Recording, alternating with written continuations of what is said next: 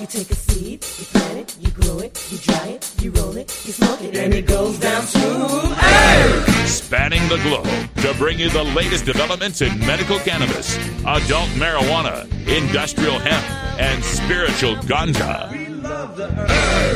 It's time for the Marijuana Agenda with Russ Belville. Now, here's your host, Russ Belville. Good day, tokers and tokettes and non-toking lovers of liberty. It is Monday, September 18th, 2017, and it's got to be 420 somewhere in the world. Thanks for joining us here another week, and it is definitely fall here in beautiful legal Potland, Oregon. The rain has come down, finally washing some of the ash out of the air. If you've been following the weather news, you know that out here in the West, we've been besieged by wildfires. There's one that's been that's closed down. The Eagle Creek fires closed down Interstate 84. The main route I take to get back to Idaho has been closed down for, I don't know, a week or two now. I think it's still closed, and the whole thing was sparked by teenagers playing with fireworks. Literally, they'd gone out on some of the trails. They'd been seen by other hikers playing with fireworks, and we'll keep you posted on what happens to the kids that did that. But how does this link to marijuana? Well, that I-84 is the route I'll be taking back on October 6th, the first weekend of October. It's the Friday, I believe, looking at the calendar. Yeah, Friday, October 6th. I'll be in Boise, Idaho for a town hall discussion on marijuana legalization. The state of Idaho is completely surrounded by states that have either legalization, medical marijuana, or CBD oil. Idaho is the only state where the governor has vetoed a CBD oil bill. Can you believe that? Looking at epileptic kids and saying, no, I'm going to veto that. Somebody might end up smoking pot. So we've got an update on that, by the way, for the state of Idaho in our cannabis headline news coming up next. The three Republican candidates who, of course, it's Idaho, so might as well just say the three candidates for governor there are asked about the marijuana issue. So we'll bring you that in the news. Also coming up on the show, we've got our cannabis Q&A with Dr. Mitch, and Dr. Mitch is out today. So we're going to bring you a replay of one of our discussions where Ann Coulter, the conservative commentator, said that black people lie about their drug use on federal surveys. So Dr. Mitch tore that one apart. Also, we'll have time for a radical rant at the end, taking a look at two coasts, both Massachusetts and Oregon, and how local opt-outs are making a mockery of state legalization votes. But first, we've got to get to your cannabis headline news.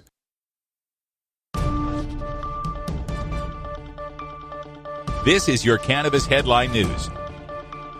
Brought to you by MarijuanaMoment.net, the complete source for all your marijuana news in one morning newsletter from Marijuana Majority Founder Tom Angel.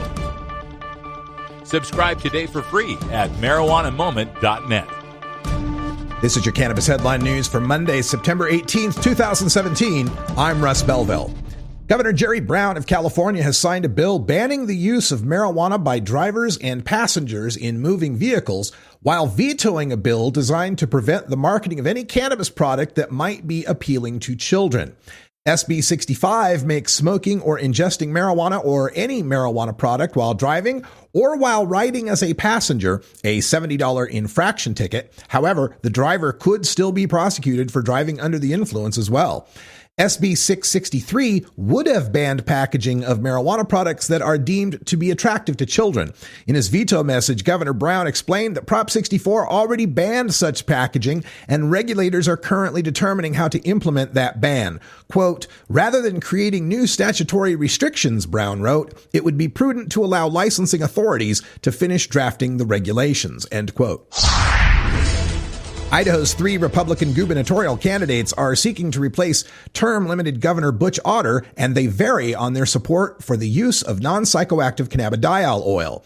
Interviewed by the Magic Valley Times-News, all of the candidates, one of whom will likely become governor in this deep red state, expressed complete rejection for any form of legalized recreational or medical marijuana. Tommy Alquist, a medical doctor, said he supports allowing prescribed CBD oil, saying he doesn't view it any differently than prescribed opioids. but claims legalization in Colorado is driving people away.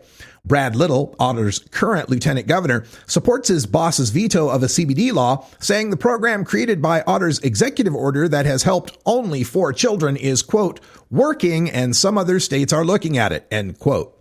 Congressman Raul Labrador, quote, doesn't understand why the governor vetoed that CBD bill, end quote, and has authored legislation at the federal level to protect states that have passed CBD laws. Yakima County Sheriff's Office has confirmed that the dead body of Cameron Smith, the 46-year-old Washington man who was kidnapped from a pot shop in Cheney on Sunday, has been found, according to reports from KHQ. The suspects in the case have been identified as Donovan Culps and his niece, 18-year-old Violetta Culps. Both had reportedly entered the store to buy marijuana, but were turned away when they could not show identification. Smith, age 46, was in his car eating lunch when he was abducted at gunpoint. His car was located on the edge of Airway Heights on Tuesday, and his wallet was found on the Spokane Indian Reservation on Monday. Donovan Culps, age 36, was arrested in Goldendale, Washington on Thursday. He led police on a chase until he crashed his car into a tree. He was booked into the Klickitat County Jail on charges of first-degree kidnapping and first-degree robbery. New Hampshire just became the 22nd state in the United States to eliminate the possibility of spending time behind bars for possessing small amounts of marijuana, writes Tom Angel in Forbes. Earlier this year, lawmakers passed, and Republican Governor Chris Sununu signed, a bill to decriminalize cannabis in the Granite State. The legislation went into effect on Saturday. That means cannabis is now decriminalized in all of New England. Under the new law, people caught possessing up to 3/4 of an ounce of marijuana will receive a $100 fine for their first or second offenses. The punishment rises to a $300 fine for a third offense within a 3-year period. If police find someone possessing small amounts of marijuana a 4th time in that window, they could be charged with a Class B misdemeanor. U.S. Attorney General Jeff Sessions will be in Portland, Oregon Tuesday to talk about sanctuary cities and immigration enforcement with federal law enforcement, according to the U.S. Department of Justice. Sessions is also expected to meet separately with local law enforcement to discuss multiple subjects, including immigration, violent crime, drug enforcement, and the opioid epidemic, an administration official said. In August, Sessions sent a letter to Oregon Governor Kate Brown claiming that, quote, only 30% of marijuana market activity in Oregon is compliant with state marijuana laws, and, quote, pervasive surplus cannabis trafficked out of state and sold for a huge profit margin, end quote. Governor Brown wrote back to Sessions explaining that, quote, all recreational marijuana and all medical marijuana sold through the state licensed marketplace in Oregon is tracked seed to sale, end quote, and championing the, quote, $60.2 million in revenue and over 16,000 jobs, end quote, created by legalization. This has been your Cannabis Headline News. You're listening to the Marijuana Agenda with Russ Belville.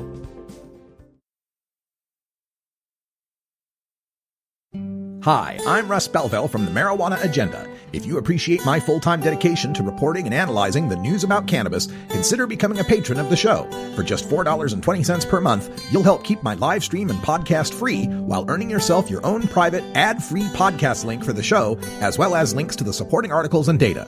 For a $9.99 VIP subscription, you'll get all that plus my exclusive research, data tables, and graphics. Just log on to mjaddenda.com and click the Become a Patron button today. You're not high. You're listening to the Marijuana Agenda with Russ Belville. This is high-purity THC content marijuana, and it's not a healthy substance. Okay, maybe you're a little high. At Herbie's Cannabis Seeds, we pride ourselves on bringing you the best quality seeds from the world's most respected cannabis seed producers, all at the lowest online prices. You can find Herbie's Seeds at herbiesheadshop.com. All cannabis seeds are sold as souvenirs and as a means of preserving cannabis genetics. Herbie's Seeds in no way intends to condone, promote, or incite the use of illegal or controlled substances. We strongly urge all prospective customers to check their national laws prior to placing an order. Herbie's Seeds at herbiesheadshop.com. Proud sponsors of the Marijuana Agenda with Russ Belville.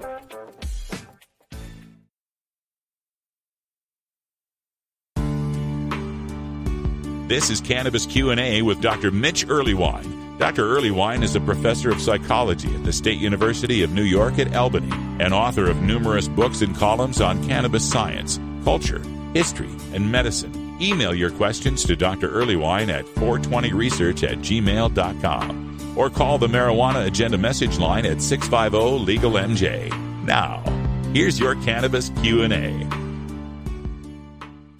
Welcome, everyone, to another edition of our Cannabis Q&A with Dr. Mitch Earleywine, where we review the latest in marijuana science. Dr. Mitch, welcome back to the program. Always a pleasure. Well, I'm so glad to get you on because a noteworthy expert on marijuana affairs recently reared her ugly head. Ann Coulter was in a debate recently at Politicon with Anna Kasparian from the Young Turks, and during the debate, when Anna Kasparian brought up the point about black folks and white folks using marijuana at the same rates, Ann brought up a retort that caught me by surprise, saying she had seen studies that showed that those figures are unfair for us to claim with the racial disparity because, in Ann Coulter's words, black people lie more on surveys of marijuana use. First time I've ever heard this, Dr. Mitch, and I wanted to get your opinion on that statement. I have no data, and I've literally looked since you sent me this to suggest there aren't any racial differences on underreporting, and there actually are techniques for doing this. I've published research myself showing that people lie about committing anti-gay hate crimes, about telling racist jokes. They lie about the frequency of safe sex. And I have data to really show that. I have never seen any racial disparities on any measures of lying about anything, and certainly not about cannabis use. Yeah, it seemed odd to me. I think Politico or one of the online features followed up on that, and Coulter had referenced some study about taking people's, self-reported marijuana use and then drug testing them later to find out if they'd actually had any drug in their system. But of course, we've reported before how that's disproportionately unfair to African Americans and Mediterranean people of Mediterranean descent when they're doing those kind of hair tests. Are there other indications that would make that skew more with a racial bias? Actually, the study that did that compared the cannabis use, self-report, and urine screens doesn't show a racial disparity. So I really am kind of lost as far as how she got this into her head. I'm guessing she just misremembered it and thought it was consistent with her stereotypes and let it go from there. Well, you've got to take anything with a grain of salt from a woman who says, quote, marijuana is making people retarded, end quote. So we'll leave that at that. Let's get to some real science here on the program. There was a recent study out, on cannabis and exercise performance as to whether or not it's performance enhancing for strength or aerobic activity. What did we get from this latest research? I mean, the bottom line here is I'm delighted that anybody's, willing to take a look at this kind of work, and we don't want to start thinking about cannabis as a performance-enhancing drug. I know that sounds like a Robin Williams routine, but there are a subset of folks who genuinely do report, particularly in sort of aerobic-type work, that exercise-induced asthma is kind of inhibited as far as that goes. And then a number of folks who say they can lift more weight in part because of some of the anesthetic qualities of THC, but really don't see large sample work supporting the idea that cannabinoids really enhance aerobic exercise or strength. And so if you're believing it and it's working for you, by all means, be careful and go ahead. But the large sample reports just don't suggest that's the case. So looking at that from the performance point of view, maybe not, but what happens as we look at recovery or rest or, coming back from an injury? Is cannabis helpful in any of those ways? Unfortunately, there aren't enough studies to really draw any firm conclusions. Given cannabis's, pretty legendary anti-inflammatory qualities, it makes sense that should work, but we haven't seen data really say, hey, this is a good approach to training. Another issue in doing these studies, especially when we want to go for those gold standard double-blind placebo-controlled studies, is the whole idea of this placebo effect, which I've always thought was kind of a strange thing to think about when we're talking about marijuana smoking, since you can feel it immediately. Wouldn't you know you're getting the placebo? But there's a new study out about placebo effects on edible cannabis, which I would think there could be something there because, you don't feel it so immediately. What do we know about this placebo effect on edibles and just in cannabis use in general? So we are finding significant intoxication ratings at about half an hour out when folks are giving an edible placebo. I'm happy to say this is one of the few papers I've seen where most of the authors have actually been on the Russ Bell show. Oh, wow. So it's kind of nice to see Mallory and Melissa and I did this. And Mallory really spearheaded this work. We got some of those rather distasteful, I'm afraid, cannabis lollipops, but they were placebo, so they tasted a bit like tasting, I don't know, your lawn or something. They really were not my favorite ingested cannabis edible. But at about that half-hour spot, folks are reporting an intoxication effect, and before they realize, hey, something's up, that would be the ideal time to then sort of test, is there a placebo-related change in, say, cognition or subjective effects or other measures. When they really genuinely do seem to believe they're intoxicated, it does wear off after time, and people do get suspicious, but it was neat to be able to see that effect. And we also have some fun things with, as you might guess, mood. Yeah. So many of my listeners have said, boy, someday I want to be in one of Dr. Mitch's surveys, one of Dr. Mitch's experiments. Folks, every now and then you just might get the shitty tasting lollipop that doesn't get you high. That's true. It's the risk you take in our lab. I guess so. All right. There's a couple of other studies here, more like analyses. First one here in the Journal of Drug and Alcohol Dependence about the association between regular marijuana use and adult mental health outcomes. What do we take away from this one? I mean, I think the real message to take away is just people are not randomly assigned to use cannabis for life. And so the chicken and egg problems really are huge as far as who might end up self-medicating depending upon what symptoms they're experiencing. But the highlights on this suggest that what a surprise, if you are a chronic marijuana user, you are more likely to report some of the symptoms of substance use disorders for other drugs, particularly tobacco-related ones. And then there is an association with generalized anxiety disorder. It's really hard to tease that apart, but I do think it's fair to say that there is a subset of folks who have that kind of paranoid reaction to cannabis occasionally, and if you're already a little bit high-strung, this may end up being problematic for you. I think the tacit assumption that marijuana is causing these problems is completely untested and probably untrue. Yeah, and I would encourage listeners to not gloss over the very first part of your statement where you mention that we don't randomly assign people to smoke marijuana, so we can't really tease a lot of these things out. I'd point out that, where you grow up, where your circumstances in life are, that's going to have a lot to do with it. I mean, if you're a guy like me growing up in a trailer house in the rural West, you probably have more chance of smoking weed than, say, Donald Trump growing up in Manhattan with $1 million inheritance from his father. He's not going to be exposed to it, and hence he has not ever used drugs, at least according to his own testimony on the issue, his own stories on the issue. But I'd argue I've probably come out with better mental health. I would say the data are on your side. Thank you. Our final story in our cannabis Q&A here is about CBD. We've heard a lot about CBD, cannabidiol, and of course, we've also heard a lot about getting medical cannabis to our veterans and other victims of trauma who are dealing with post-traumatic stress. This study seems to put the two together and saying that cannabidiol has an effect on fear memories. So tell our listeners about this one. It's really fascinating. This is super delightful to see these data, and the bottom line is that consolidation of fear in that hippocampus where memory really seems to by regular cannabidiol consumption.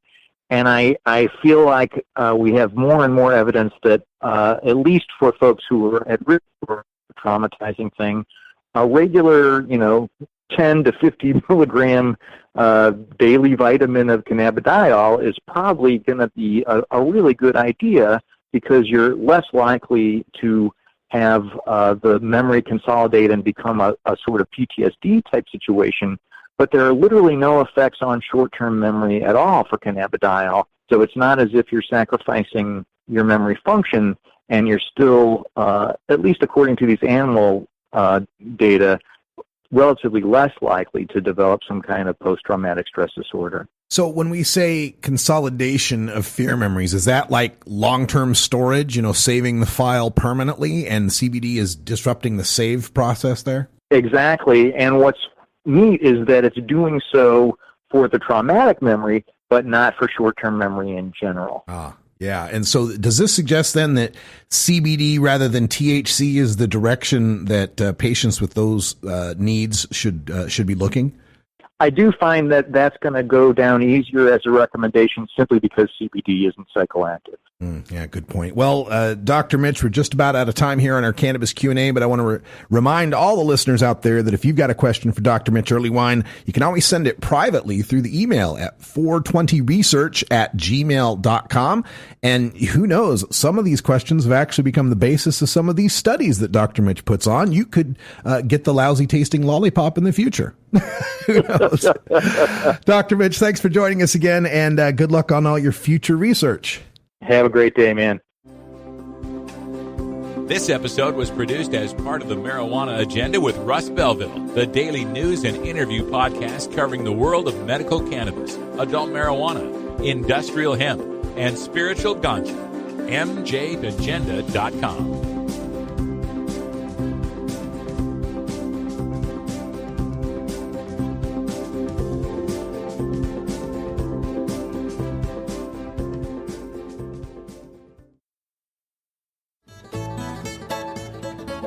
New beginner guitars and banjos are often constructed much better than ones built before your time.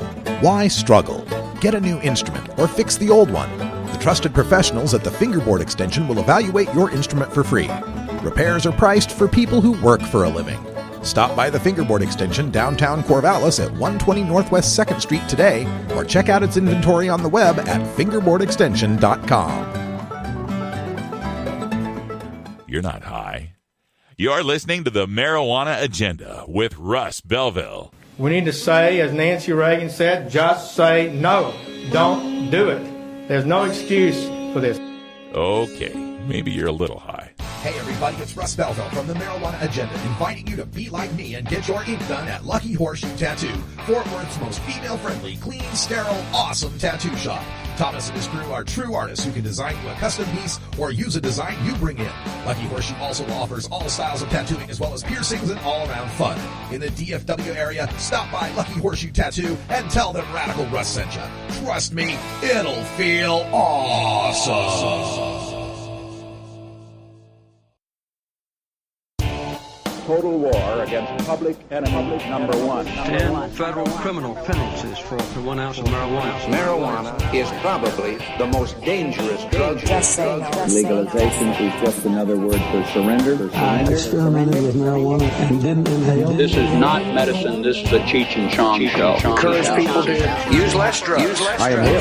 That was the point. I think it would be a mistake to legalize. Negative reports coming out of Colorado. People don't smoke marijuana.